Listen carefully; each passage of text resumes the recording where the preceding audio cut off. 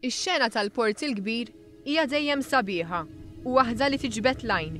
Iżda dawk li nsertaw il-barrakka ta' fuq jew fl-akwati tal-port, it-tnejn filgħodu segwew id-dħul spettakolari ta' żewġ bastimenti navali Awstraljani, l-HMSA Anzac u l-HMSA Endeavour, dan fl-okkażjoni tal-100 sena mill-Battalja ta' Gallipoli. Mario Farrugia, chairperson tal-Fondazzjoni Wirtartna, sostna li għall-flotta Awstraljana dan l-avveniment huwa wieħed importanti ħafna.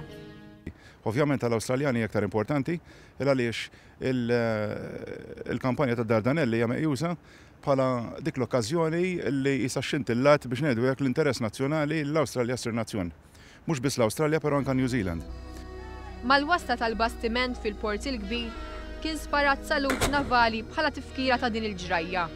Farrugia sostna li dan is-salut jimmarka tradizzjoni antika ħafna. Però dina ma ninsewx li dina kienet prinċiparjament maħsuba sabiex apparti li tiddefendi l-port kienet ukoll tipprovdi saluti navali. Fil-fatt okkażjoni bħal dih tafnija sabiex aħna flimkien mal-Awstraljani nofru pubbliku Malti okkażjoni fejn jara propju dina il-tradizzjoni antikissima tarġa' tiġi rianimata.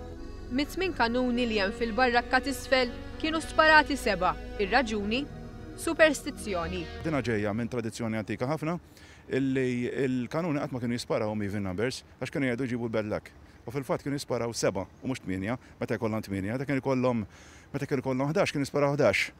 Però mbagħad kienu jkollhom 10, kien hemm okkażjonijiet jew 4 pereżempju jisparaw 3. Ta' min jgħid li s-salut sar ukoll mill-bastiment HMSA Anzac.